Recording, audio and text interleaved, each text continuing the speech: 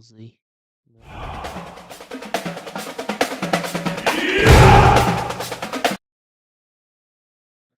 Good evening, and we're here live on rivercountrysports.com. We're here with Coach Tim Clark from the Branford Buccaneers. Coach Clark, how are you doing tonight? I'm doing great, Jackson. Doing good. Hey, man. So tell us a little bit about what's going on with the Buccaneers, man. Y'all seem to be catching fire. I mean, what is going on? Well, we're playing good football right now. The kids are really buying into the process of what we do in terms of, man, you practice well, you stack those good days together. It turns out to be very favorable for us on Friday nights, and then you start stacking those good Friday nights together, man, you can get on a roll and start clicking a little bit. So I think that's where we're at. And certainly don't want to get ahead of ourselves and get complacent, but certainly very pleased with the progress we've seen. Yeah, so a lot of good stuff we seen Friday night. Big win over Trenton. Traveled on the road to Trenton, not very far, but still a road game, not there on our home turf. So it was a big win. I mean, there was a lot of positive that we seen come out of that game.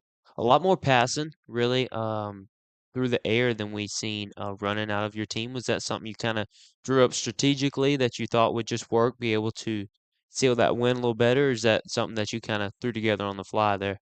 Well, in any game, we have a plan of what we think is going to work going in, but for the majority of the offensive plans, week in and week out, we expect to be very, have some variation in what we end up executing on any given Friday night, just because we have a good idea of what teams are going to do to us offensively, so our defensive plan is pretty much set. But offensively, we prepare a lot of things and then expect to stay with whatever's hot, at the moment, what we're executing the best. And with what we've put on film thus far this season, we know at this point it's no secret teams are going to have to dedicate specific coverage to number zero for sure.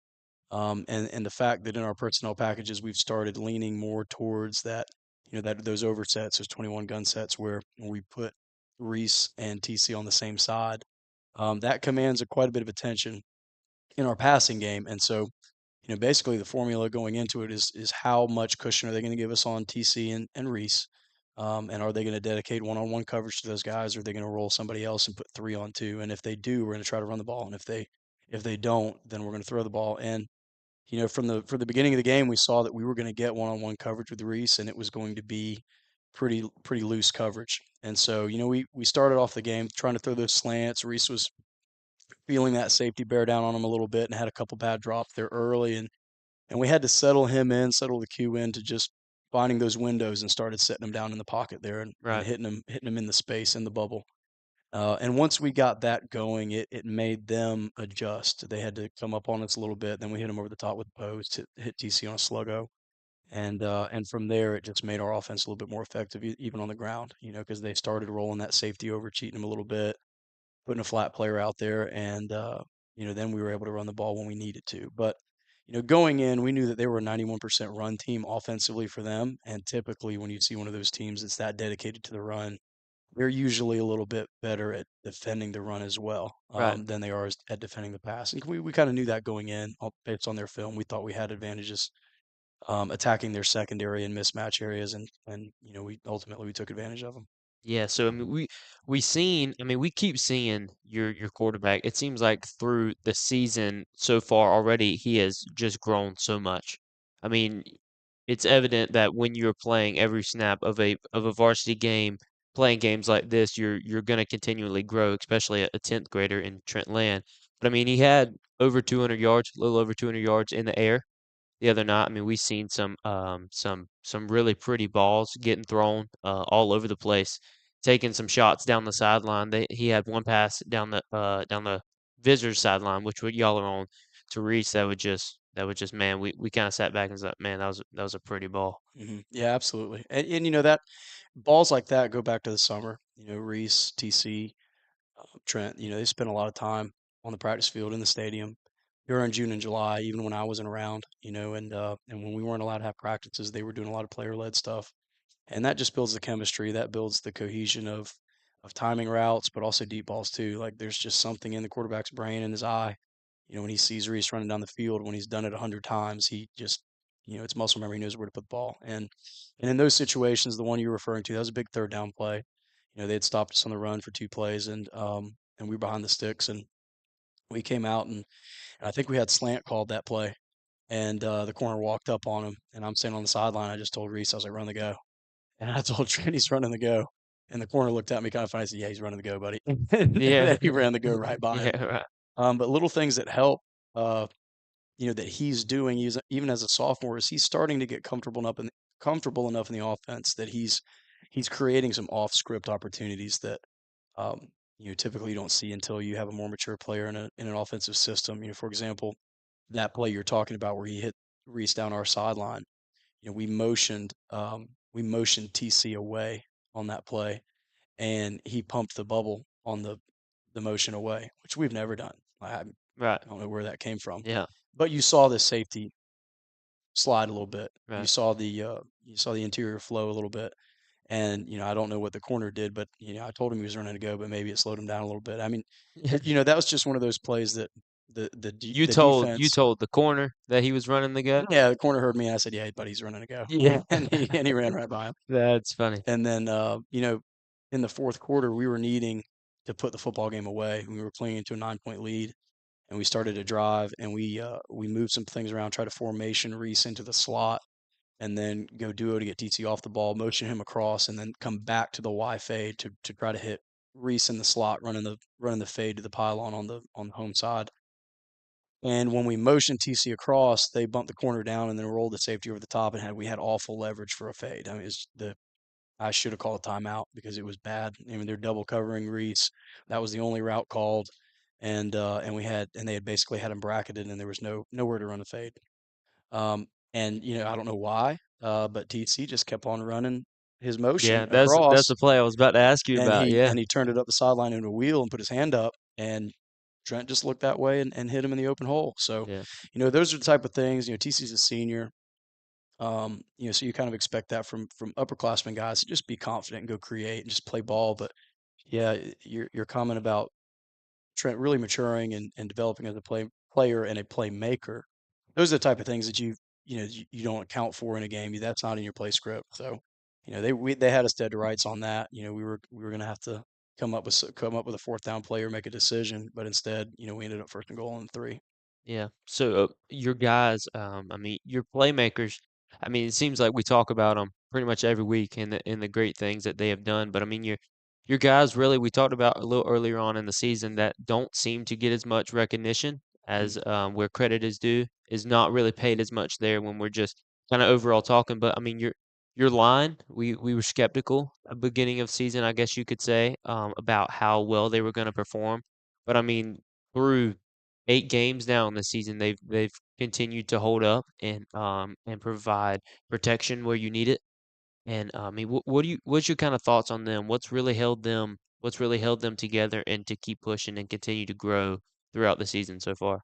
Yeah, I mean, you're absolutely right. We've got two sophomores starting on the offensive line. Wyatt Derringer's the only senior on that offensive line. He still rotates some. We're getting him some reps on offense where he can rest and focus on defense. But I So mean, that's kind of what you're glad to see, though. yeah, I I mean, mean, you're so excited with that. overall, besides Wyatt Derringer, we roll an offensive line a lot of football games that can all return if they choose to keep playing ball for us. So that's really encouraging. And the fact that and it's not just a bunch of juniors, they're going to be seniors next year. We have two sophomores there, and we're rolling a lot of young guys on that front, and that's a group that, we gave up one sack Friday night against Trenton. That was the first one in 3 games, I believe. And I still think the quarterback probably could have got the ball away. And that contributes a lot to Trent's comfort level in the pocket, and his ability to just stand tall and read, keep his feet still, and deliver it. And that has a lot to do with the fact that he had another game without an interception. So, Right. we're taking care of the football, and we're producing movement with it vertically, and when we need to, we can run the ball. And that's what we expect. We haven't really been in a football game yet where we go through pregame warmups and we look down there and we're like, yeah, we have the size advantage. We don't, and we don't expect that's going to happen for the remainder of the year. So it's going to be beef and ice cream plan for everybody in the off season. But for right now, we've got what we've got. Yeah. So They've done a really good job, and they just trust rules and get a little bit better every week. And we don't put them in real bad situations. Like the other night, we 8-man protected most of our pass schemes and just left bodies in there to help. A tight end on one side and a wing on the other, and a back in the backfield to just give extra protection around those interior five. So that helps and helps mitigate some of that risk. But when we do go, our lighter package with skill players, they do a good job, man. Like I said, the quarterback has been upright, and that's really the goal.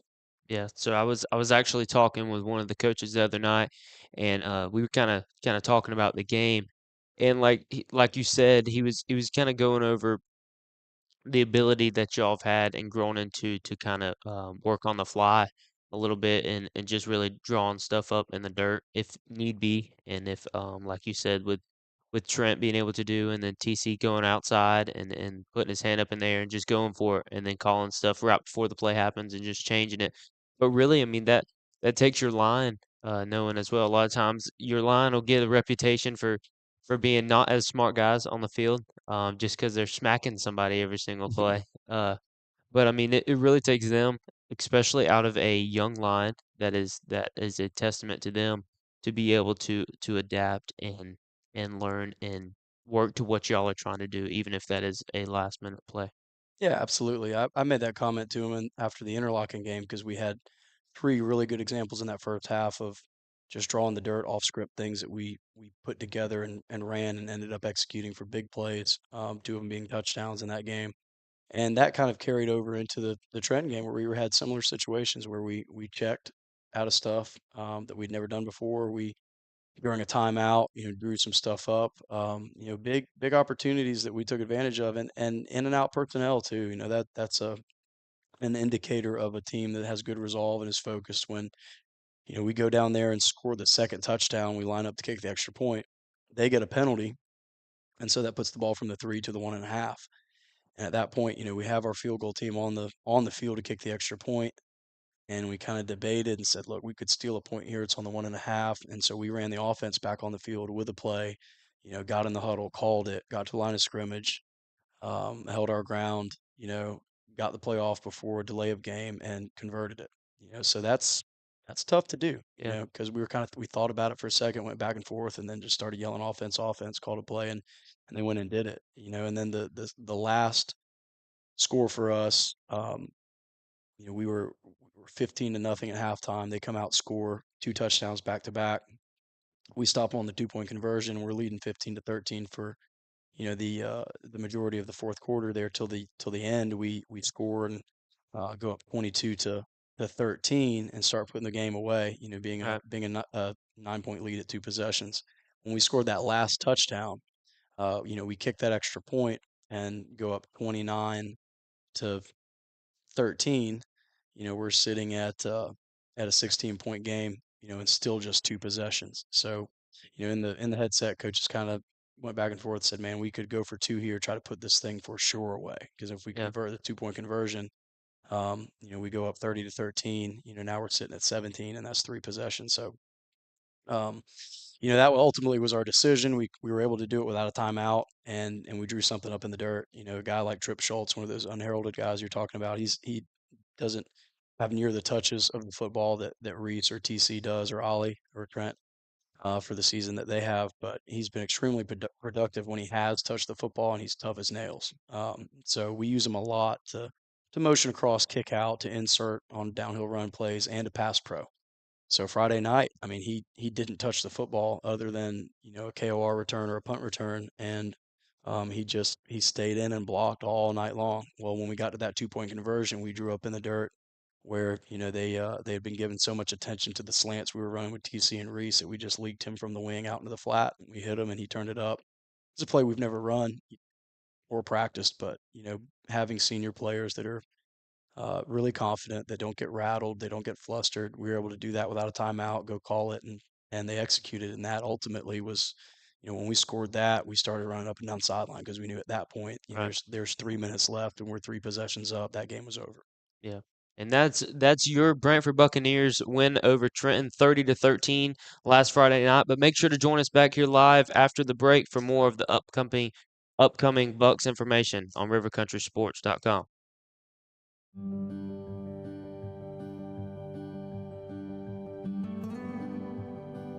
You were there at the beginning. You stood behind me, guiding me through good times and bad, teaching me lessons I wouldn't appreciate until later, preparing me for the day when you couldn't be here.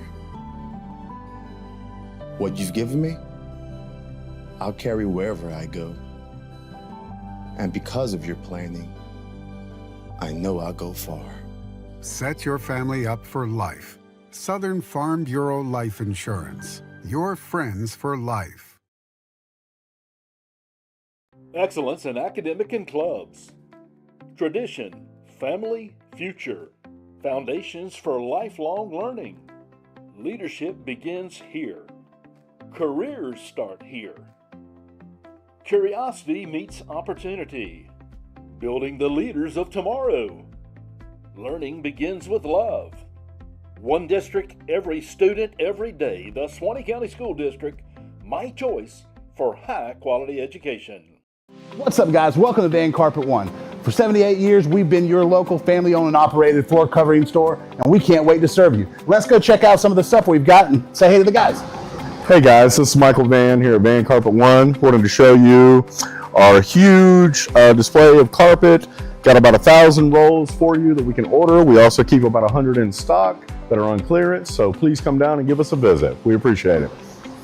Come in and see the largest tile collection in North Florida. Van Carpet One has every tile you could possibly imagine. If you can't find it here, they don't make it. Guys, take a look at this. This is just some of our options in waterproof vinyl plank, where we have the largest selection anywhere around here, including over 70 pallets in stock, ready to go right now. Come in and see our fantastic selection of elegant hardwood too, followed up by fantastic service that you expect from a company like Van Carpet One. Come on in and see us. We can't wait to serve you. And that's a boom shakalaka. And we're back here live on rivercountrysports.com for more of tonight's Coach's Show. Back here with Coach Tim Clark. Hey, thanks for joining us again. So we kind of went over last Friday night's game against Trenton. Big win, 30-13, which is also a big part of the playoff standing so far, which we've seen Trenton in number 7 along with Branford placed in number 14 so far throughout the season. But so it's bye week this week. So you've got a lot of time to recuperate and get everybody back to good health before we take on Mayo at home next week. I mean, what are you doing with this extra week to kind of prepare for this upcoming game? Well, bye week for me has always been, it's certainly have to tailor it to your team and what circumstances they're dealing with at that time, that given season. But in general, a bye week for me is a time to work on Branford. So if there's wrinkles that we've been wanting to hit that we just haven't had a time to give attention to during a typical Monday through Thursday. We haven't had played 9 games straight basically from the kickoff classic on every single Friday. We're playing, then installing Monday and rolling through Thursday and then getting ready to play on every single Friday. So Right.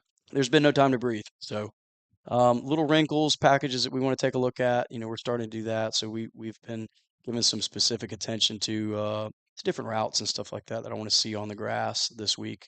But it is certainly a time to recuperate and recover. Thankfully, we're pretty healthy right now, so we were able to have good spirited practice Monday and today.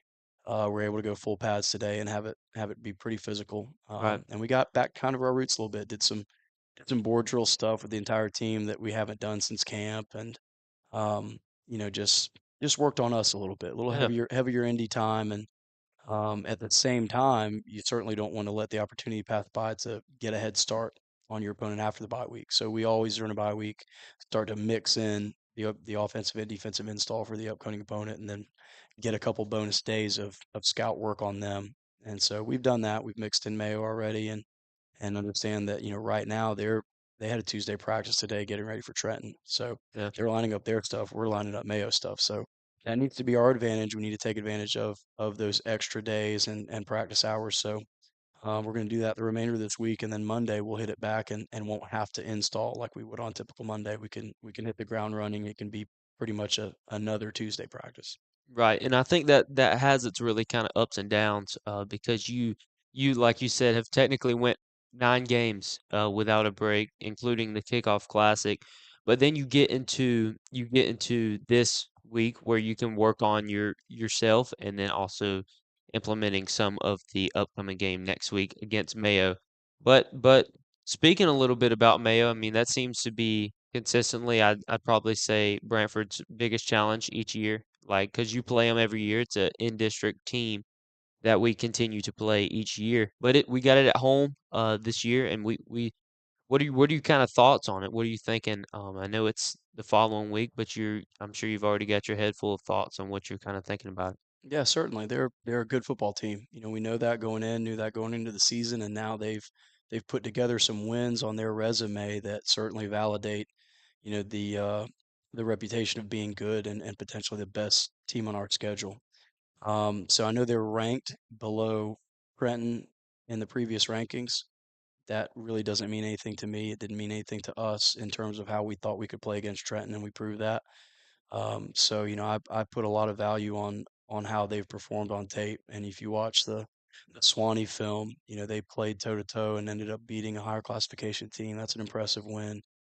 They're one of the few teams on Chiefland's schedule that have been able to put some points on the board. Now Yeah, Chiefland pulled away at the end of that game, but certainly when you watch the film, you can see that it was a more competitive game than that score implies.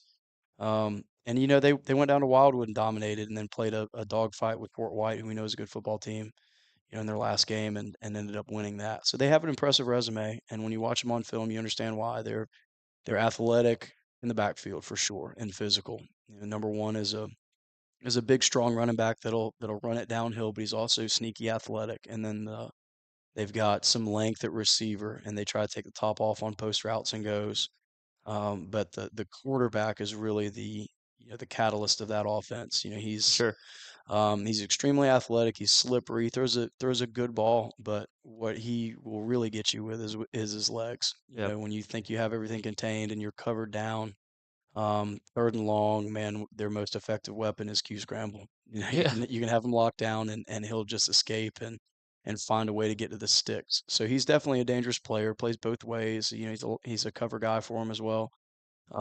So you know they have a really good mix of size up front, speed and physicality at the skill positions, then a quarterback to make it all go. So it's a big challenge, and you know I think it certainly is a good thing that we have some extra preparation days to try to get ready. Right. So it's a sounds like a overall pretty good team. I mean that we see just so far out of the first games. You mentioned them playing Swanee, which confused us a little bit because Swanee beat them last year, but then going and then being able to put the points on Chiefland as well. But one place that we are going to like to see is on the line because we've heard that. I mean, they've got a good defensive line. They've not only got good skill position players, but they've also got a good defensive line. So you think that'll be a pretty good test for your guys on the offense there? Yeah, absolutely. They have speed on the offensive line or the defensive line, and you know, we knew that from last year. It's a lot of the same guys that were playing on that defensive line last year that was tough to block.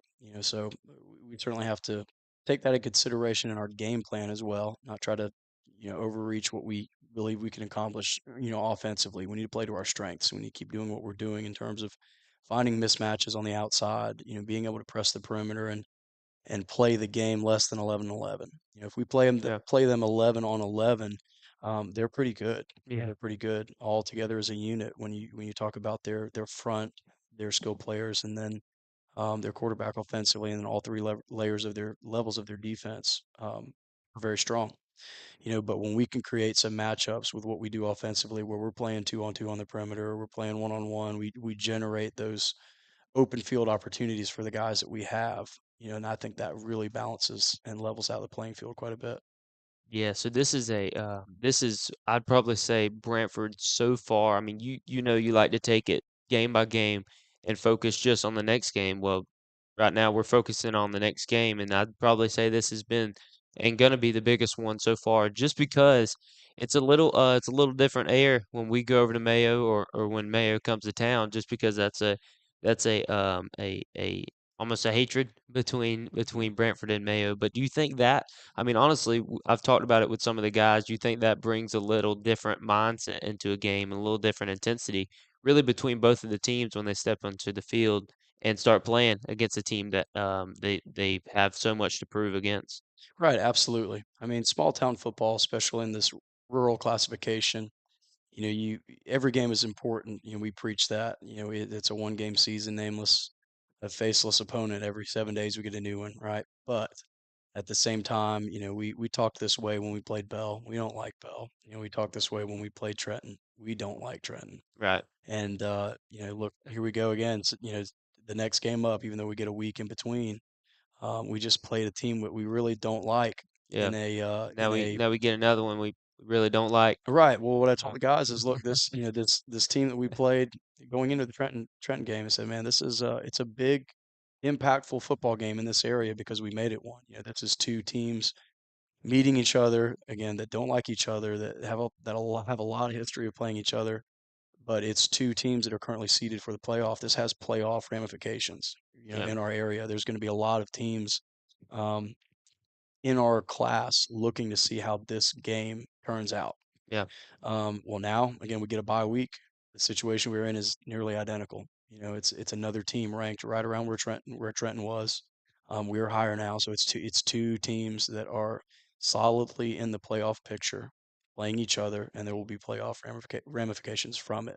It'll impact the postseason format in some way, right? So there's going to be a lot of teams in the class looking to see how this one turns out as well, and certainly it being a late game in the season, it's going to affect November. So that's our mindset, and we understand it's big because we made it one. We feel pretty grateful, for that opportunity because there's a lot of teams mentioned, I think, in the coaching show last week that, at this point in their season, there's many, many goals on their preseason list they've probably already X'd out. They know that they're not going to have a winning season now, or they're not going to make the playoffs now, or, their fate might be somewhat sealed. All the things that we want to do are still there in front of us. So, the senior class this year, since our coaching staff has taken over this program, we've been blessed. We haven't had to experience a losing season, and so that the senior class this year with that Trenton win, knows that they're not going to be the group that lets that rope slip, getting Right. getting win six, so they're going to have a winning season, right? So that's one of those big goals that we checked. They want to make the postseason. That's a big win that elevated our stance in the standings and increases the odds that we make that postseason and accomplish that goal. Well, one of those other big ones too is they want to beat Mayo. So now that's the next goal, and it's bigger than any of the other ones so far this season because, like I said, we made it one. Yeah. It's a lot that goes into it, but I mean it is one that is held so high above Branford Buccaneer players because I mean just being honest, it's been a little while.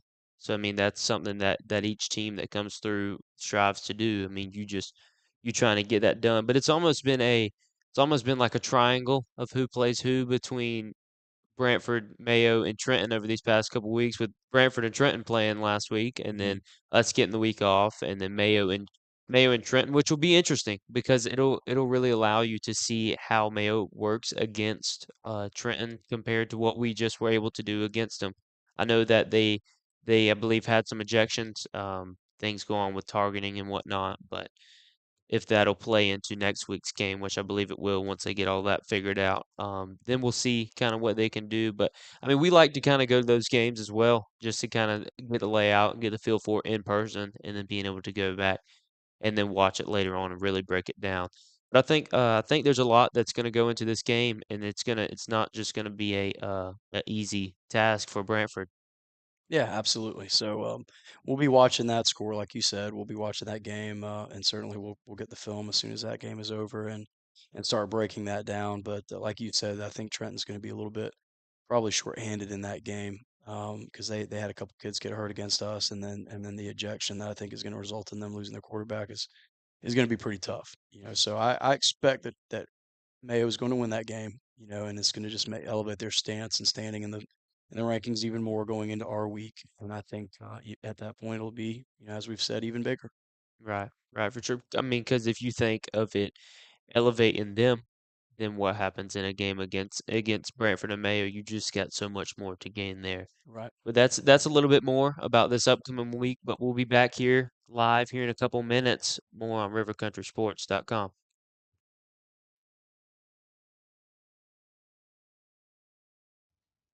Hey, thanks for joining us here tonight, Trip. How are you doing? I'm doing good. How are you? Doing pretty good. Hey, Trip Schultz here joining us on rivercountrysports.com. Hey, Trip, so you are 2 years into the Branford High School program, right? Yes, sir. Hey, so 2 years into the program, what are your kind of thoughts on things and how everything's going right now throughout the season? I think it's going pretty well. I mean, throughout all the season we have some up and downs, but it's going pretty well. Yeah, so I mean, what position are you playing currently? Safety, running back, fullback, and slot wide receiver. So you're on the offense and defensive side of the ball, right? Yeah. Yeah, so I mean, what are some things working throughout the season? I mean, what are kind of the overall thoughts on things from the team? So the overall thoughts is, I mean, we struggled a couple bits uh throughout some, practices and stuff like that and plays during the game, but we always, execute and stuff like that. I mean, Yeah, so far we've taken on several tough opponents. Right now, being 5-2 throughout the season, but taking on Interlochen on the road, that's setting us up. Big win over Interlochen, but preparing as well for Trenton. I mean, what have y'all kind of had to do to shift your focus from one team to the next when it comes to preparing for Trenton? so preparing for Trent, so you know, after winning against Interlaken, we had to come back Monday, focus, fix what we had, that we had, that we had troubles in against Interlaken, fix that up, and just watch film over Trenton and you know, position where we're gonna stop their offense and see what we can run on offense that will counter their defense. Right. So as I spoke with Coach Clark, he kind of mentioned about their very experienced coaching staff that they've had, but a little different team that we've seen out of Trenton so far. Opposed to last season, we had a pretty big win over them there, but then having a little tougher that we think Trenton team coming in that we're playing this year. I mean, they're 5-1 on the season so far. So playing them, I mean, what are we kind of doing to prepare for that we're seeing? I mean, they've got a tough defense. I mean, there hasn't been, other than really them playing Chiefland so far, there hasn't been really a team that scored a whole lot of points on them. I mean, what are we doing to prepare just to get us that advantage over them? Well, on Monday, coach told us that that they're gonna be physical, and watching film that they're physical.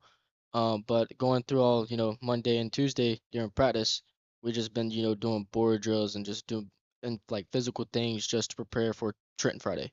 Right. Yeah, so Trip, what I mean, you've been in the program 2 years now. I mean, we've seen a couple new guys come along with us, and like a couple new guys start with us this season. I mean, what is one player, maybe a guy that's been there with you for a while, or maybe it's one of the newer guys? What's one player that you've connected best with throughout the season so far? Uh, I would say my buddy Maurice Vault. Yeah, you and Reese go back pretty far, or what's that kind of connection look like? We go back pretty far since second grade in Mayo. I mean, we both came from Mayo, and we always, been buddies since second grade, and we always had that connection where we always wanted to go to the next level and always had that dream, and so we always had that connection. So you think that staying together and playing alongside each other has helped both of y'all to continue to grow and push each other harder? Yes, sir. Yeah, so for sure. I mean, we seen both of y'all both being pretty dominant players on the field, and the elusiveness we've seen out of you and Reese as well. But I mean, what is one kind of thing that you think will really, as we gear up to take on Trenton on the road, and then the bye week, and then having playing Mayo, the school y'all both originated at. I mean, knowing that program through and through, playing them every single year, then taking on Hamilton to finish out the season. As we go forth with these next three games, I mean, what is your kind of thoughts on things entering into the postseason as well? Um, Not much really. It's just another game, just another day, another game. I mean, we just gotta execute and you know play the game and execute and just win.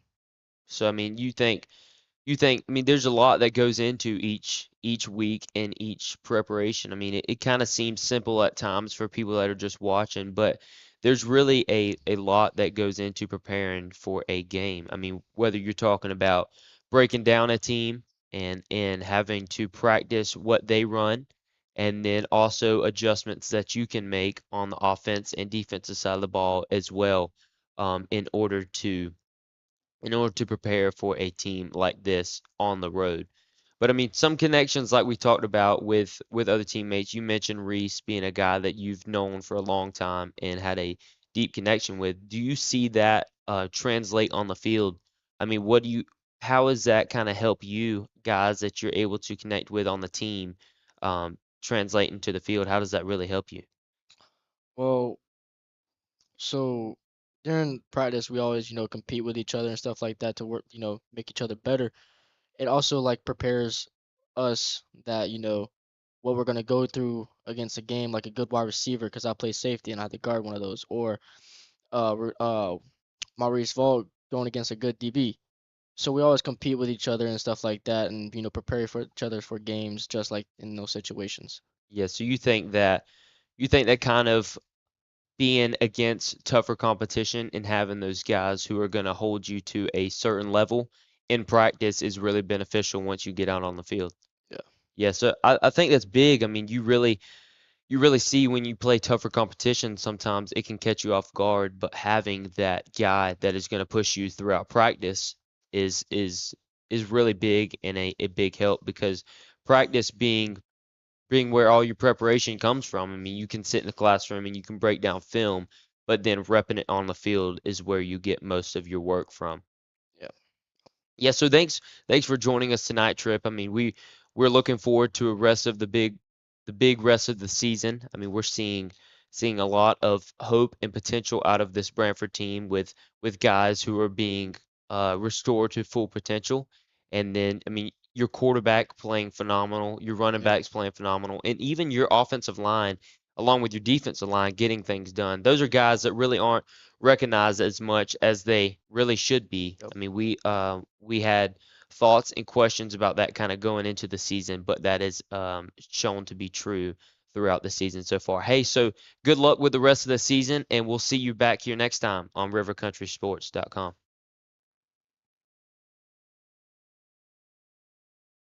Excellence in academic and clubs. Tradition, family, future. Foundations for lifelong learning. Leadership begins here. Careers start here. Curiosity meets opportunity. Building the leaders of tomorrow. Learning begins with love. One district, every student, every day. The Swanee County School District, my choice for high quality education.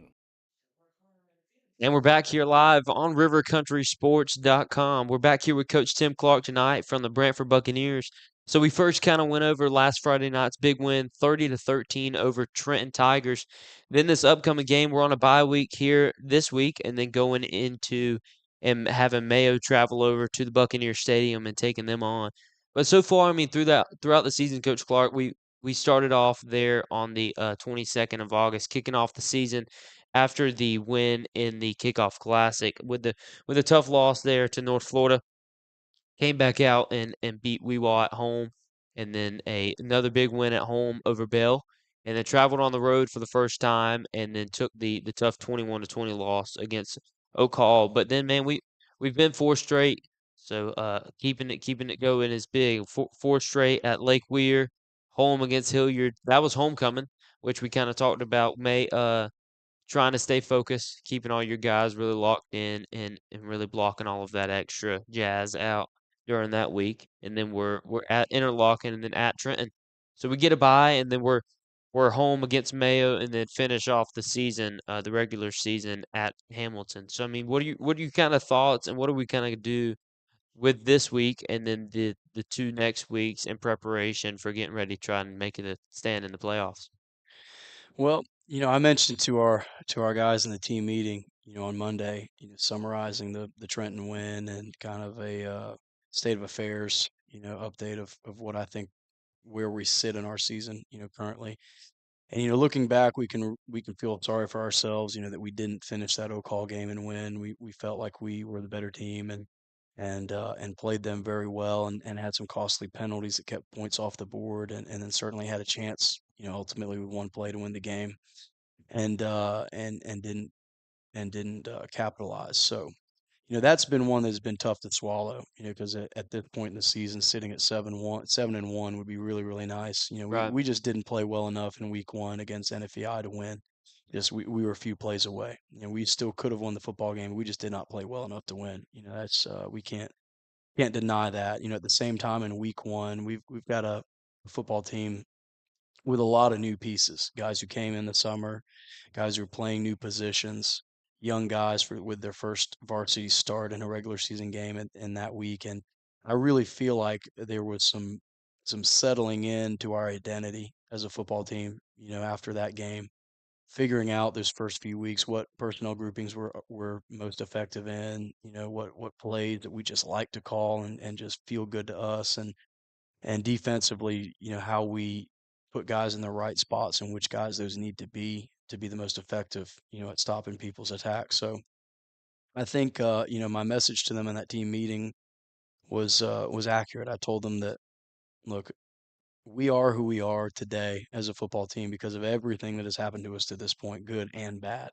So we can sit there and feel sorry for ourselves about that O'Call game and say, man, we really should be 7-1. But after that game, losing that game on the road, how tough that was. There were some guys going in that next week of practice that looked a little bit different. There was a couple guys who lost their jobs. There was a Right. couple guys where we made some moves where we had to make some tough decisions and answer some hard questions about, what is best for our football team. And we just saw a real shift after that game of, man, we have to practice better to play better. Right. And really since that week, I think, looking at Lake Weir, then into Hilliard, and then into Interlochen, and then into Trenton, I think everybody on our coaching staff and probably on our roster would agree that we've just consistently had better weeks of practices every single week now for the last 4 weeks. And so, do we do that without having those setbacks early in the year? Are we the same motivated football team, determined football team, resilient football team as we are without those? We just never know. But I certainly think that those contribute to how we handle adversity now. And that game against Trenton, there certainly was. I mean, we had the momentum, 15-0 at halftime, and we gathered up over there and said we were going to come out the second half, we're going to stone them 3 and out, and then we're going to get the ball, we're going to go up 3 scores, and this thing's going to start getting really fun, right? Yeah. That's not what happened. Right. We came out and they busted a long run, got 15-7. We got the football, drove down in the third quarter, so we still have a chance to start putting this thing away. They stopped us. We missed a field goal. Then 4 plays later, they broke another one Yeah. and made it made it 15-13. At that point, if we had a football team that hadn't already been in some battles, hadn't had a disappointment against North Florida Educational, had not been in a dogfight against Oak Hall, and had your heart ripped out. I'm not sure what type of football team lines up to stop that 2-point conversion when it was 15-13. Yeah. Which turned out to be an enormous play in the game. When we stopped that 2-point conversion, and keeping a lead was enormous, right? Yeah. Because it could have been a tie game after that with every bit of momentum on Trenton's side, 15-15. And at that point, you reset and restart, and I mean, it's 0-0, and anything could happen, right? And they had all the momentum. Well, we got some juice after stopping that 2-point conversion. We brought him to the sideline, said, "Man, like that was huge. You're still winning the game. Settle in." And then what happened? They, for whatever reason, kicked the ball off to zero. Yeah. He took it 45 yards, Yeah. and then on the very next play, we hit TC, for a touchdown and got back up 2 scores. So, again, like you can't have hindsight's always 2020. You can't look in the rearview mirror and try to change yesterday, but I think that the battles that the guys have been in, in week one, and then certainly at Oak Hall, have made us pretty resilient. And in those moments Friday night, we needed them, and Yeah. that ultimately is what, that game could have been a dogfight right to the last play, Yeah. and ultimately the more resilient team was able to pull ahead in the fourth quarter. Yeah, and I think there's a lot to that. Being able to also turn up the intensity in practice, which will then prepare you even more to be able to take on those tough tasks like we seen right there coming out of halftime in Trenton Friday night. But going on to a little bit talking about the playoff. I know we touched on it a little bit earlier. but being right there, I mean, sitting back in the number one seed is Bluntstown, which we seen Friday night. Chiefland play Taylor County, which was a pretty cool game, but then Chiefland pulling out a pretty handily win, you could say, over Taylor County. Then Hawthorne in that fourth position, and then followed by Pahokee, Williston, and then Lafayette sitting at number 7, which last week they were at number 8, correct? Following Trenton. So Trenton moved down to number 9, and then you've Brantford moved up to number 12. So as you inch your way up a little bit there, this next game I definitely think is going to be crucial, because it would be a whole lot better looking going 7-2, going into Hamilton on the road than being 6-3 trying to save that spot towards more of, you'd say, probably the bottom of the playoff standings. As we entered last season into the playoffs, sitting at number 16, it made it tough having to take on the number one team that was in the playoffs so far. So being more kind of mid-pack there would be kind of, I guess, what you would hoping for. Is that something you'd agree with? Yeah, absolutely. I mean, the formula that the FHSA uses has so many pieces to it. You know, the algorithm that they use as our record, as our opponents' records, and then our opponents' records. There's a lot of data that goes into that. So we really can't try to predict, the up and down movement any given week. We just got to win. But certainly you're right. Two wins back to back against top 10 teams in the classification would be enormous in terms of our power rating and where we'd fall in that. And yes, you're looking at a 16 team bracket to be somewhere in the top 8 and host, obviously.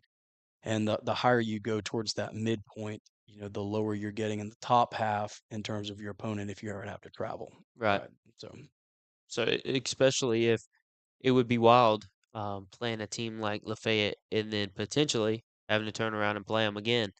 But I right. mean, even then you see that even low upper caliber teams in the rural bracket like Williston sitting at number 6. I mean, none of those teams that are in the top 6 or 7, even 8, 8 teams right there are would be easy by no means at all. So I think there's a lot to that, and it's definitely going to be exciting seeing how it plays out next Friday night and what that kind of leads to for the rest of the season. But we'll join you back here in a minute, live on rivercountrysports.com. What's up, guys? Welcome to Van Carpet One.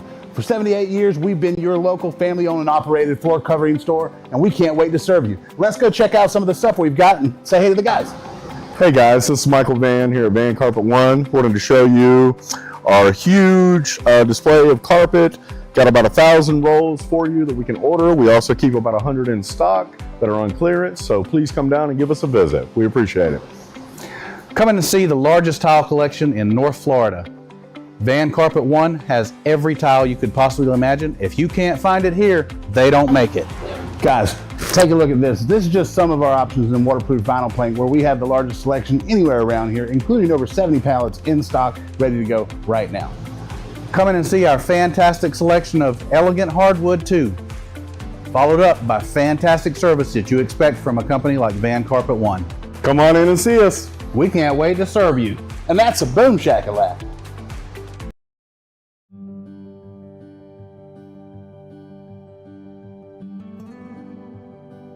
You were there at the beginning.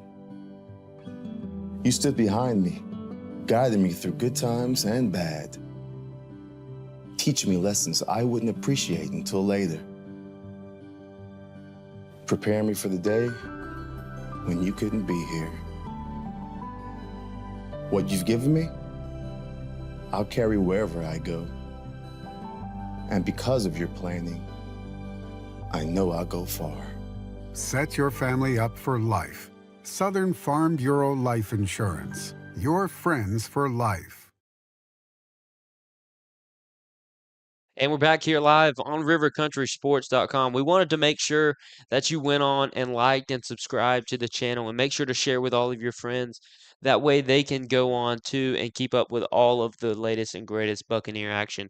But so we kind of went over last Friday night's game against Trenton and the big win there, which we believe will do some affecting in the playoff standings, as we've seen it move up Branford 2 spots already.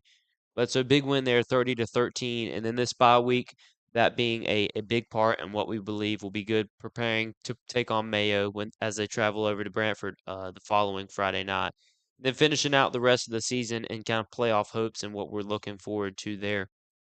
But we wanted to make sure to thank our streaming producer tonight, Rivers Martinez, for joining us, along with Coach Tim Clark for being here and be willing to be interviewed on tonight. But we also wanted to thank our sponsors, Van Carpet One, there in Lake City, along with Farm Bureau Insurance in Lake City and Live Oak. So we wanted to do all that, but we also wanted to invite you next Friday night to watch the game there live on River Country Sports. So make sure to like and subscribe there, and then we will see you right here next time on rivercountrysports.com.